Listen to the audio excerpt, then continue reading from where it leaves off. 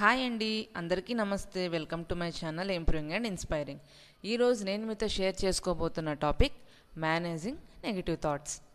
మీతో మీరు ఎప్పుడైనా ఇలా అనుకున్నారా? నాకు ఫేవర్గా ఏది వర్క్ అవ్వదు, నేను ఈ పని చేస్తే ఖచ్చితంగా ఫెయిల్ అవుతాను, నాకు ఏ పని చేత కాదు. ఇలాంటి థాట్స్ ఎప్పుడైనా ఫేస్ చేశారా? ఖచ్చితంగా చేసే ఉంటారు. ఒకవేళ మీకు ఇలాంటి నెగిటివ్ థాట్స్ ఏమైనా ఉంటే నాకు కమెంట్ సెక్షన్లో కమెంట్ చేసేయండి.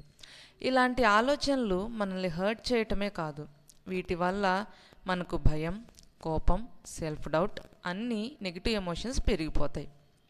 ఒక్కటి గుర్తుపెట్టుకోండి, యువర్ నాట్ యువర్ థాట్స్, అంటే మీరు మీ ఆలోచనలు కాదు. ఇప్పుడు నేను మీతో కొన్ని ప్రాక్టికల్ స్ట్రాటజీస్ షేర్ చేసుకుంటాను. First one, recognise the thought. The first and most important step, become aware. అంటే మీ థాట్ ఏదైతే మీ బ్రెయిన్లోకి వస్తుందో దాని గురించి తెలుసుకోండి. నెగిటివ్ థాట్స్ రావడం సహజం. మనల్ని ఈ నెగిటివ్ థాట్స్ క్రిందకి లాగే వరకు మనకు తెలీదు మనం వాటికి ఫుడ్ పెడుతున్నాము అని. ఒక్కసారి ఆలోచనని అర్థం చేసుకొని దానికి ట్యాగ్ ఇచ్చేయండి, ఇది నెగిటివ్ థాట్, దీన్నే నిజంగా యాక్సెప్ట్ చేయాల్సిన పని లేదు అని. ఫర్ ఎగ్జాంపుల్, నేను ఏదైనా ఒక పని చేస్తున్నానండి, కొత్త పని, దాంట్లో నేను ఫెయిల్ అవుతాను అని నాకు సంథింగ్ ఏదో నెగిటివ్ థాట్ వస్తుంది, నాకు నేను చెయ్యలేను, నా వల్ల కాదు అని. అలాంటప్పుడు దానికి ఒక ట్యాగ్ ఇచ్చేయండి, నాకు ఈ థాట్ వచ్చింది, నేను చేయలేను అని. ఇది చాలా నెగిటివ్ థాట్, దీన్ని నేను యాక్సెప్ట్ చేయాల్సిన పని లేదు, నా పని నేను చేసుకుంటూ వెళ్ళి సక్సెస్ అవ్వచ్చు.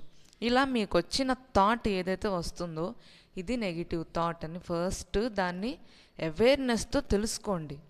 ఈ థాట్ ఇది, దీన్ని నేను యాక్సెప్ట్ చేయను అని. ఇలాంటివి మనం రికగ్నైజ్ చేయాలంటే జర్నలింగ్ బాగా యూజ్ అవుతుందండి.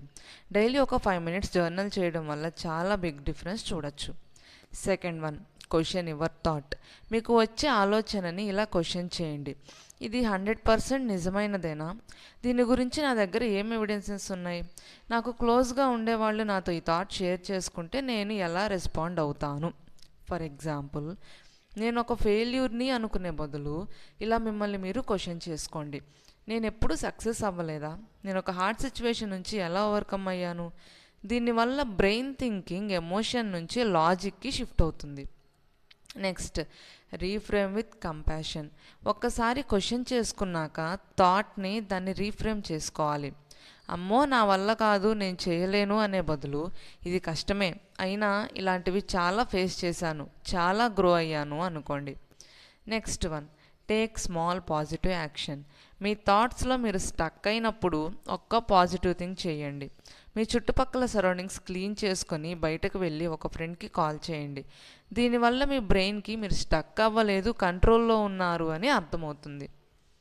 Next one, talk kindly with your self.